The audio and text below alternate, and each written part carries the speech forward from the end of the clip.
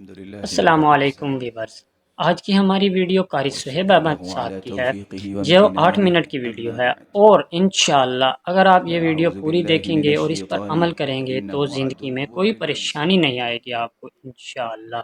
اگر ویڈیو اچھی لگے تو لائک کر دیجئے اور چینل کو سبسکرائب اور کر دیجئے۔ آئیڈیل اور قدوہ اور اسوہ اور رول ماڈل ہے۔ کس چیز میں؟ عبادات میں، عقائد میں، معاملات میں، سیاست میں، اقتصادیات میں، معاشرت اور معیشت میں، بلکہ جملہ زندگی کے زاویوں میں۔ رفاہ عامہ کی طرف اور تڑپ رکھنے والے کے لیے ذمہ داری ہے، اگر وہ نماز نہیں پڑھتا پوری دنیا کو بلڈ کر لے کچھ نہیں ملے گا۔ اللہ سے جڑ جائے، اللہ کی رضا وہ اپنا مقصد بنائے، وہ معمولی کام بھی کرے گا تو درجات حاصل کر پائے گا۔ وقت چونکہ ختم ہوا اور بہت سارے زاویے باقی ہیں، میں صرف ایک حدیث پہ اکتفا کروں گا۔ آپ کی زندگی کا سب سے خوبصورت رویہ عبادت و ریاضت کے بعد وہ کون سا رویہ تھا کہ آپ دنیا کے ہر معاملے میں مثالی تھے؟ سیدہ خدیجہ رضی اللہ تعالی عنہا نے 6 باتوں کا تذکرہ کیا ہے۔ جب اللہ کی رسول صلی اللہ علیہ وسلم پریشان ہوئے تو فرمایا واللہ لا یخزیک اللہ ابدا، اے اللہ کے پیغمبر، اللہ کی قسم اللہ کبھی آپ کو پریشان نہیں ہونے دے گی، کیونکہ آپ کے اندر 6 صفات ہیں۔ انک لتصدق الحدیث، آپ سچ بولتے ہیں، وتصل الرحم، رشتہ داروں سے اچھا برتاؤ کرتے ہیں، وتحمل الکل، لوگوں کے بوجھ اٹھاتے ہیں، وتکسب المعدوم، جس کے پاس کچھ نہیں ہوتا اس کو کما کے دیتے ہیں، وتعین علی نوائب الحق، وتقری الضیف، آپ مہمان نواز ہیں اور جہاں حق کی بات ہو وہاں حق کے ساتھ کھڑے ہو جاتے ہیں۔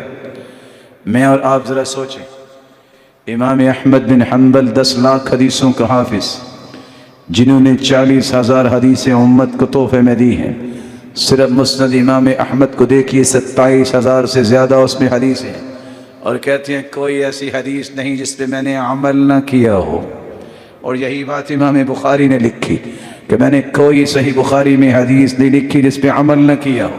حدیث لکھ رہے تھے کہ اللہ کے رسول نے حجامہ کروایا اور 1 دینار ابو طیبہ کو دیا، قلم رکھ دی، اٹھے جا کے حجامہ کروایا اور 1 دینار دے کے واپس آ کے حدیث لکھنا شروع کر۔ انک لتحمل الکل، جانتداری سے بتائیے زندگی میں ہم نے کتنی مرتبہ لوگوں کا بوجھ اٹھایا، کسی کا سامان بوڑھے ضعیف کمزور کا پکڑ کے گاڑی پہ رکشے پہ کسی چیز پہ رکھوایا۔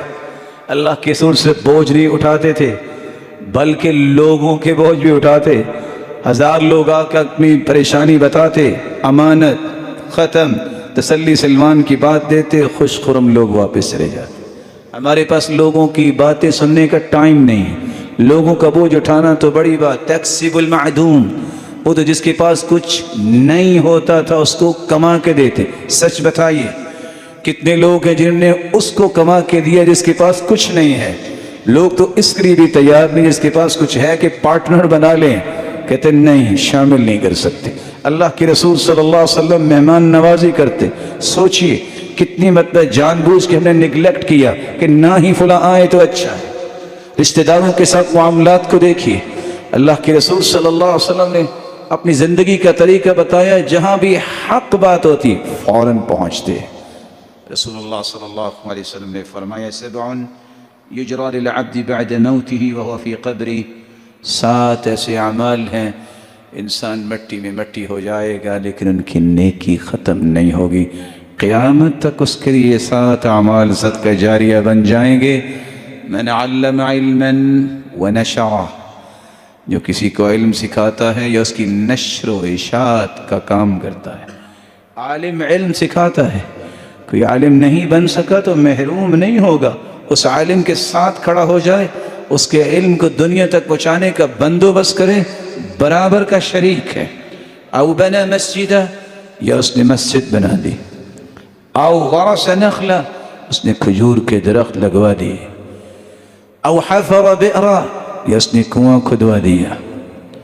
او ورث مصحفا, قرآن مجید کا نسخہ وراثت میں چھوڑا.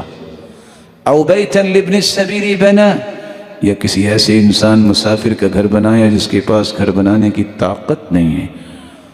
او صدقتا اخرجها فی صحته وحیاته, جس نے صحت اور عافیت کی حالت میں صدقہ کیا, یہ تو دنیا سے چلا جائے گا, قیامت تک یہ نیکی اس کو تسلسل کے ساتھ پہنچتی رہے گی.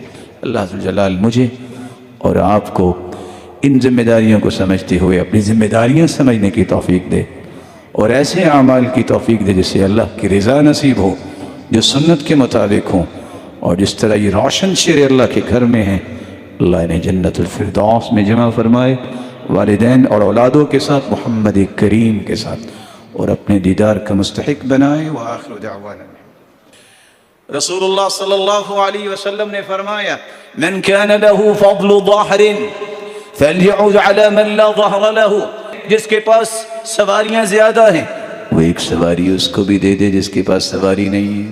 گھر میں 6-6 8-8 گاڑیاں کھڑی ہیں, کوئی ساتھ بٹھا کے لے جانے والا نہیں, نیبر سے اٹھتا ہے, رکشا کرواتا ہے, گھنٹہ گھنٹہ دھوپ میں کھڑا رہتا ہے, اس کو نصیب نہیں ہے کہ اگر اس نے کہیں جانا ہے تو بھائی آپ جاتے ہو کہیں کام کرنے تو میں آپ کو ڈراپ کر دوں گا, نہیں گاڑی دے سکتے تو آپ اس کے لیے کوئی 10 منٹ تو نکال سکتے ہیں.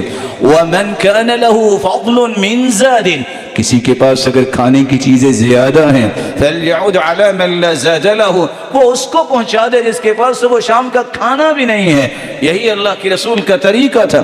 كَانَ يُنْفِقُ مِنْ مَالِهِ عَلَى عِيَالِهِ وَيَتَصَدَّقُ بِفَضْلِهِ, آپ کے پاس جو ہوتا وہ اپنے گھر والوں پہ خرچ کرتے, جو زائد ہوتا فوراً صدقہ کروا دیتے. شاید کہ کسی نے آپ کو بتایا ہوگا کہ اللہ کے رسول صلی اللہ علیہ وسلم جب سوموار کے دن فوت ہوئے ہیں تو اتوار کے دن آپ نے چاش وقت سیدہ عائشہ کو بلایا, عائشہ یہ بتاؤ گھر میں کیا کچھ ہے؟ کہا 7 دینار ہے. کہا فوراً ان کو صدقہ کرو. اللہ کے رسول صلی اللہ علیہ وسلم کی زوجہ مطہرہ فرماتی ہیں, میں مشغول ہو گئی آپ کی بیماری کی وجہ سے, آپ نے عصر کے وقت پھر بلایا, فوراً وہ 7 دینار لے کے آؤ اور سیدنا علی کو دیے. کہا میں تو اپنے رب کے پاس جا رہا ہوں, محمد اپنے رب کے پاس جائے اور اس کے گھر میں بھی اتنے دینار پڑے ہیں, ان کو فوراً صدقہ کرو تب ہی سکون آئے گا, اور صدقہ کروا دیا.